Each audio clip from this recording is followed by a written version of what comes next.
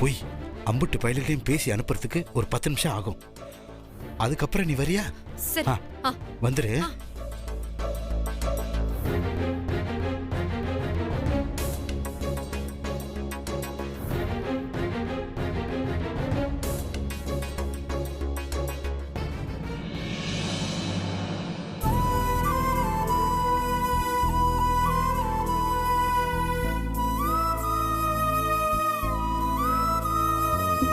இந்த கயிறு உன்னோட ஆசீர்வாதமா அவர் கூட இருக்கட்டும். என் மாமாவை காப்பாத்து.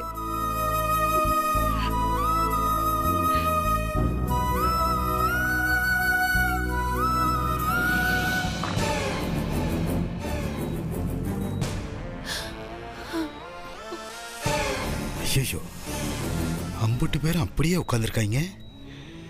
இவங்களை எப்படி வெளியே அனுப்புறது? ஆனா எப்படியாவது வெளியே அனுப்பிதான் ஆகணும்.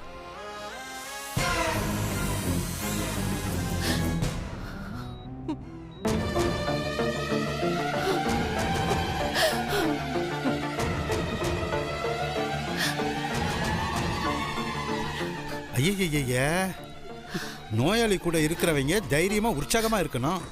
அப்பத்தே அந்த தைரியமும் உற்சாகமும் அவங்களுக்கு வரும். அம்புட்டு பேர் அழுதுகிட்டு இருந்தா எப்படி என் மகனுக்கு சரியாகும்? ஏனே, வீட்டில் நீ ஒருத்தர் தான் எதுக்கும் கலங்காத ஆளு. நீயே இப்படி உடஞ்சி போய் உட்காந்துட்டேன்னா மற்றவங்களுக்கு யார் ஆறுதல் சொல்றது? சரி, முதல்ல எல்லாரும் கொஞ்சம் வெளியே இருங்க. லூசு பையல, இப்ப எதுக்கு எங்க எல்லாத்தையும் வெளியில போக சொல்ற? நர்ஸ் வந்து ஏதோ ட்ரெஸ்ஸிங் பண்ண போகுதாம்ல, என்கிட்ட சொல்லி எல்லாரும் வெளியே அனுப்ப சொல்லிச்சு. ட்ரெஸ்ஸிங் தானே, பண்ணட்டும். அட என்னம்மா நீயும் புரியாம பேசிக்கிட்டு இருக்க? ஒரு ஆம்பளை பையலுக்கு ட்ரெஸ்ஸிங் பண்றப்ப எல்லாரும் இப்படி சுத்தி நின்றுகிட்டு இருந்தா எப்படி பண்ணுவாங்களாம்? மாமா, அவங்க ட்ரெஸ்ஸிங் பண்றாங்கன்னா அடிப்பட்ட காயத்துக்கு மருந்து போடுறாங்கன்னு அர்த்தம். ஓ, ஐ சி. நம்ம வீட்லயே ஒரு நர்சமா இருக்கிறத நான் மறந்துட்டேன். இருந்தாலும் சீஃப் டாக்டர் வராராம். வந்து அம்புட்டு பேரையும் பார்த்தாருன்னா வைவார்ல. ஒரு பேஷண்ட்டை சுத்தி இம்புட்டு பேரும் கூட்டமா இருந்தா நம்ம எல்லாரையும் காட்டு பைய கூட்டம்னு நினைக்க மாட்டாரு. போங்க போங்க, எல்லாரும் வெளியே போங்க. டாக்டர் வரட்டும், புள்ள நிலைமை எப்படி இருக்குன்னு கேட்போம். இவன் எப்படி இருக்கான், எப்ப கண்ணை துறப்பான்னு கேட்டுட்டு போவோம். அண்ணே, அது ரூமுக்கு வெளியில இருந்து கூட கேட்கலானே. போனே, முதல்ல மதனியை கூட்டிட்டு போயிட்டு அவங்களுக்கு சாப்பாடு வாங்கி கொடு, சாப்பிட சொல்லு. நீயும் ஏதாவது சாப்பிடுனே. சாப்பிடுறதா? என் பையன் இப்படி கிடக்கிறத பாக்குறப்ப என் ஈர கொலைய தீ பிடிச்சு எரியுது. என் புள்ள எந்திரிச்சு என் அம்மானு கூப்பிடுற வரைக்கும் நான் பச்சை தண்ணி கூட குடிக்க மாட்டேன். மதனி, இப்ப கார்த்திக்கு என்ன ஆச்சு? ஏன் இப்படி எல்லாம் பேசுறீங்க? என் மகனுக்கெல்லாம் ஒன்னும் ஆகாது. அது சிங்க குட்டி தூங்கிட்டு இருக்கு. தூக்கத்துல இருந்து எந்திரிக்க கொஞ்சம் டைம் ஆகுது, அவ்வளவுதான். சோபனா, அம்மாவை கூட்டிட்டு அப்பாவை நீங்களும் கிளம்புங்க. வீட்டுல முசைய தனியா விட்டுட்டு வந்துட்டோம்ல, அந்த பிள்ளை பதறி போய் கிடக்கும். நீங்க போய் ஆறுதல் சொன்னாதே அது அமைதியா இருக்கும். மொசக்கிட்ட நான் போன்ல பேசிட்டேன் சித்தப்பா. போன்ல பேசுறதும் நேர்ல போய் 4 வார்த்தை நம்பிக்கையா பேசுறதும் ஒன்னாயிடுமா? போயம்மா. இப்ப எதுக்கு இம்புட்டு நாடகம் பட்டு எங்க எல்லாத்தையும் வெளியில போக சொல்ற? அட சரசு, நர்ஸ் வெளியே கத்திக்கிட்டு இருக்கு. முதல்ல அம்புட்டு பேரையும் வெளியே அனுப்பு. டாக்டர் வந்தா வைவாருன்னு கத்துது. டேய், எதுக்கு சத்தம் போட்டுட்டு இருக்க? பெண்ண வெளியில போன அவ்வளவுதானே. ஜெயம்மா, சோபனா, வாங்க போலாம். டாக்டர் வெளியில வருவார்ல, அப்ப பேசிக்கலாம். மதனி வாங்க வாங்க. சோபனா கூட்டு போமா. போமா. சுபே, மதனிக்கு சாப்பாடு வாங்கி கொடு. அண்ணனை சாப்பிட சொல்லு.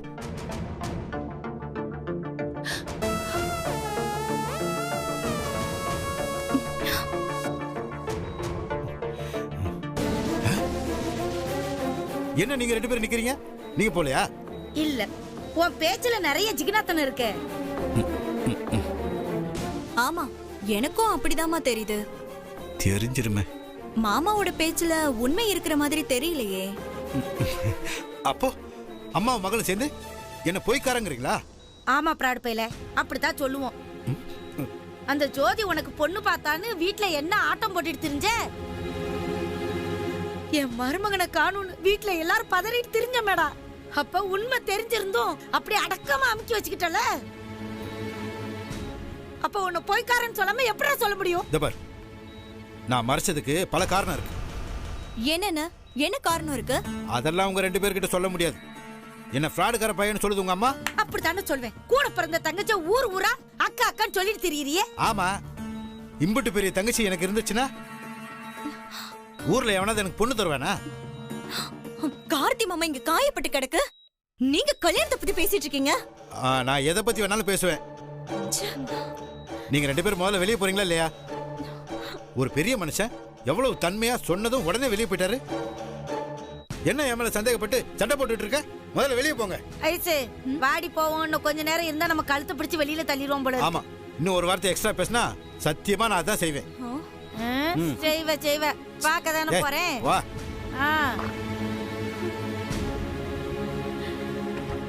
நண்டு சுண்டைக்கெல்லாம் வாய் முளைச்சி நம்மள பாடா படுத்துதீங்க. இதுங்க 2ஐயும் வெளியே அனுப்புறதுக்குள்ள நம்ம உசுரே போயிருச்சே.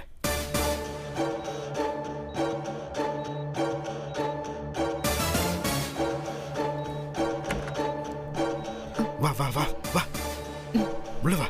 போ போ போ. இங்கிட்டு படுத்திருக்கேன். போ போ, பேசு.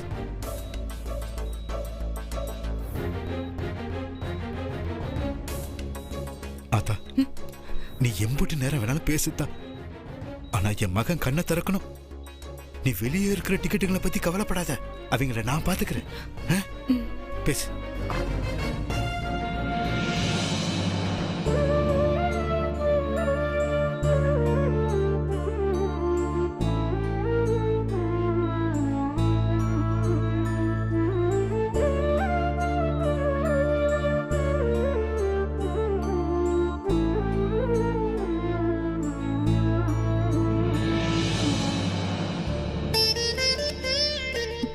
மாம்,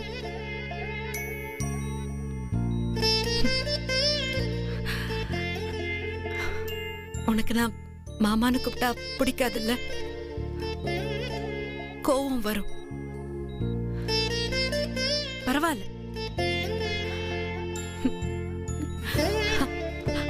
அந்த கோவத்துல என்ன திட்டுறதுக்காவது எந்திரிச்சிரு மாமா, ப்ளீஸ்.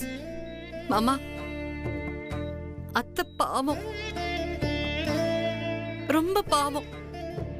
நீதான் மாமா அவங்களுக்கு உலகமே. அவங்க எவ்வளவு அழறாங்க தெரியுமா? உன்னை இப்படி பாக்குற ஒவ்வொரு நிமிஷமும் எப்படி துடிக்கிறாங்கன்னு உனக்கு தெரியுதா இல்லையா? நம்ம குடும்பத்தை நாம தான் சேர்க்கணும் மாமா.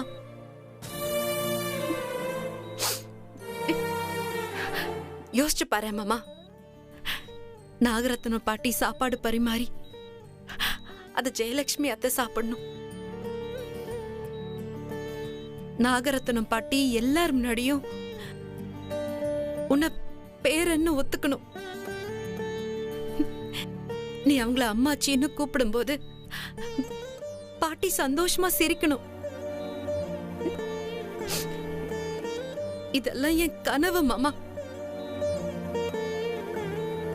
இந்த கனவை தனியாளா நான் நிஜமாக்க முடியாது. அதுக்கு நீயும் வேணும். என் கூட சண்டை போட்டுக்கிட்டே எனக்கு உதவியா நீ நிக்கணும்.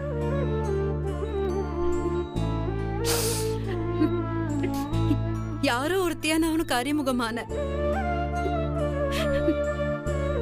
அப்பவே நீ என் மேல அன்பு கொட்டுன. ஆனா நான் உன் தாய் மாமா மக ஜோதின்னு தெரிஞ்ச உடனே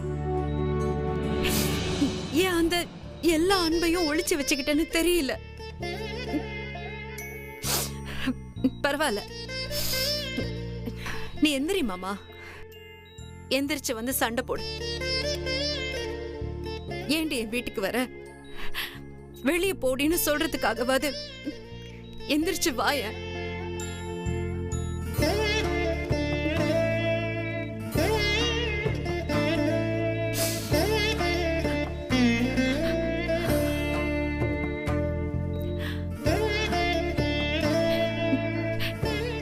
இது பிள்ளையார் கையில இருந்து எடுத்துட்டு வந்த கயிறு மாமா. அவர் கூடவே இருந்து உன்னை எழுப்பி பழைய கார்த்திகா உன்னை நடமாட வைப்பார். எனக்கு அந்த நம்பிக்கை இருக்கு.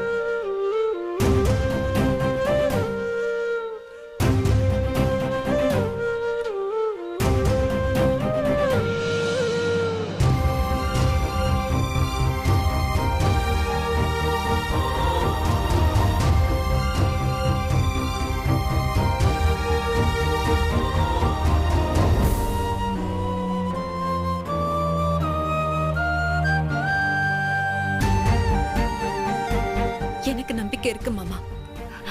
எதிரி இல்லாத வாழ்க்கை சுவாரஸ்யமாவே இருக்காது. உன்னோட எதிரி நான் தானே. இந்த எதிரி கூட சண்டை போட, இந்த எதிரி கூட பெருமையான ஒரு வாழ்க்கையை வாழ்ந்து காட்ட நீ எந்திரிச்சு வரணும். எனக்கு நம்பிக்கை இருக்கு, நீ வருவ. என் கூட சண்டை போடுறதுக்காகவாது வருவ. அது வரைக்கும் நான் காத்துக்கிட்டு இருப்பேன். எந்திரிச்சு வா மாமா.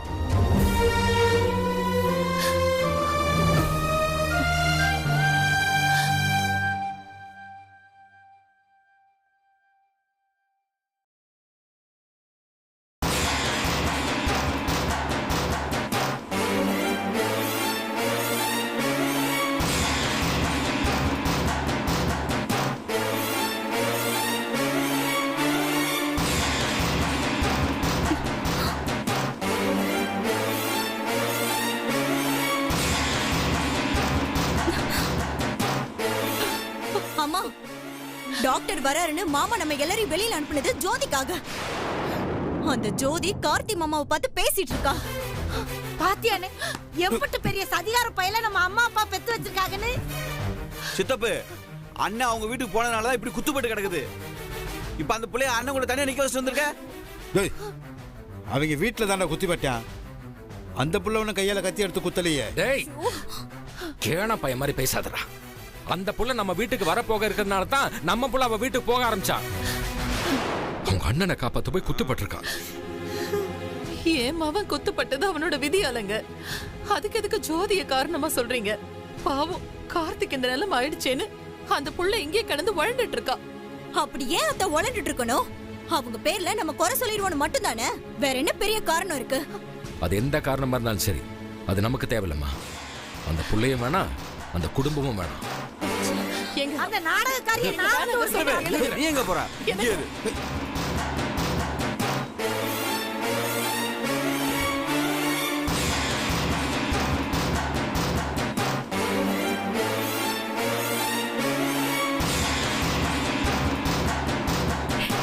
மாமா என்கிட்ட ஏமா, நாங்க தான் உனக்கு வரவேணான்னு சொல்றோம்ல, ஏன் மறுபடியும் வந்து தொல்லை பண்ற? இல்ல மாமா, தொல்லலாம் இல்ல. கார்த்திக் மாமா கண்ணு முழிக்கணும் தான் நான் அவர்கிட்ட பேசிட்டு இருந்தேன். அவ்வளவுதான். ஏன் மருமக பிள்ளைட்ட நீ என்னடி பேசுறவ? சித்தி அவனே கத்தி குத்துப்பட்டு மயக்கத்துல கிடக்கான். நீ மேற்கொண்டு என்னத்தையாவது பேசி எந்திரிக்க விடாம பண்ணணும்னு பாக்குறியா? சரசு, நீங்க பேசாதீங்க மைனி. பெத்த பிள்ளை குத்துப்பட்டு கிடக்குறான், அத பத்தி உங்களுக்கு கவலை கிடையாது. எவ்வளவு ஒருத்திக்கு சப்போர்ட் பிடிச்சிட்டு வாரியே.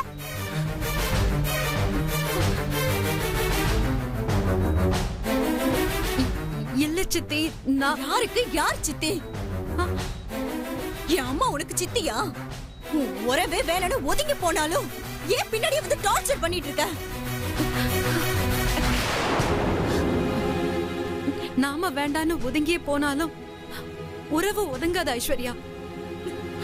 நம்ம உயிரோட கலந்துதாமா நிக்கும்.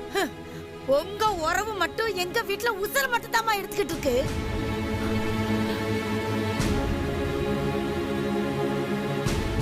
உன் சித்தப்பே என் புருஷ உசுர எடுத்தான். இப்ப உன் அண்ணன் என் மருமகனை குத்தி போட்டிருக்கான். இதுக்கு என்னன்னு சொல்ற?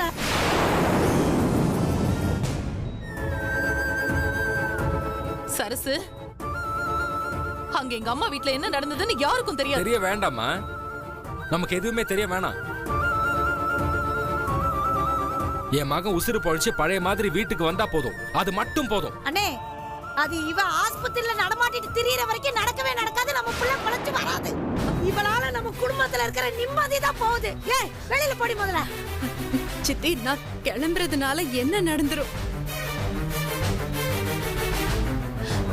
மாமா முதல்ல கண் முழிக்கட்டுமே. நீங்க சொல்லவே வேணாம், நானாவே போயிடுவேன். அம்மா தாயே, என் மருமகை கண்ணை முழிக்கும் போது நீ அவன் முன்னாடி இருக்கவே கூடாது. அப்படி இருந்தான்னு வச்சுக்கையே, உண்மையிலே அவன் கோவம் வந்து உன்னை கொன்னு போட்டுருவான். என் மருமகை கொலைக்காரன் ஆகிறதுல எனக்கு விருப்பம் இல்ல. வெளியில போ.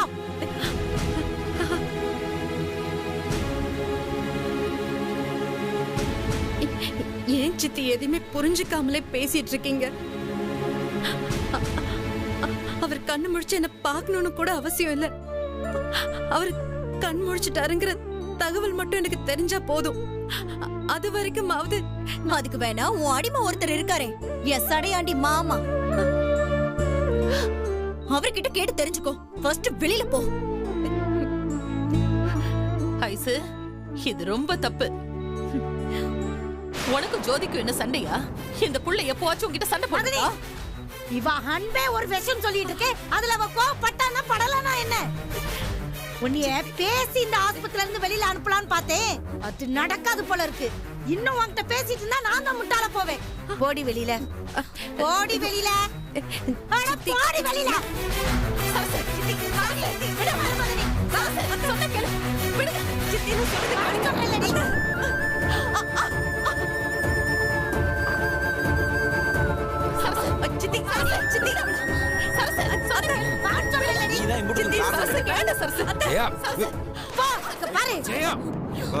எனக்கு மானம், ரோஷம், தன்மானம் இதெல்லாம் இருக்குல்ல. உடம்புல நல்ல குடும்பத்து ரத்தம் தானே ஓடுது. அப்படின்னா முதல்ல இங்க இருந்து வெளியில போயிரு. இல்ல, எனக்கு அதெல்லாம் கிடையாது. இங்கதான் இருப்பேன்னா வச்சுக்கையே. நான் வாயில பேச மாட்டேன். அப்புறம் நான் பேசுற விதமே வேற மாதிரிதான் இருக்கும். போடி முதல்ல. போடி. அட போன் சொல்லிட்டு இருக்கேன், நின்னுட்டே இருக்கா பாரு. போடி வெளியில.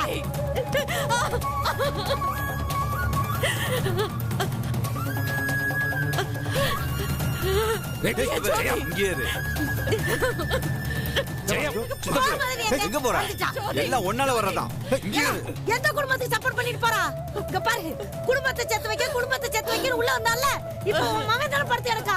உனக்கு அறிவு இல்ல? வந்துட்டான் பெருசா சப்போர்ட் பண்றதுக்கு.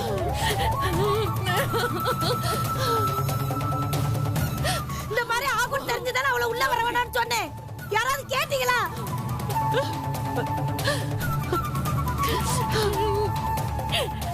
சின்ன பிள்ளைகள் மாதிரி விளையாட்டுத்தனம் பண்ணிட்டு, ஏய் பாடி வெளியில. கொலை பண்ண வேண்டிய ஒட்டியா பாடி. வந்துட்டா.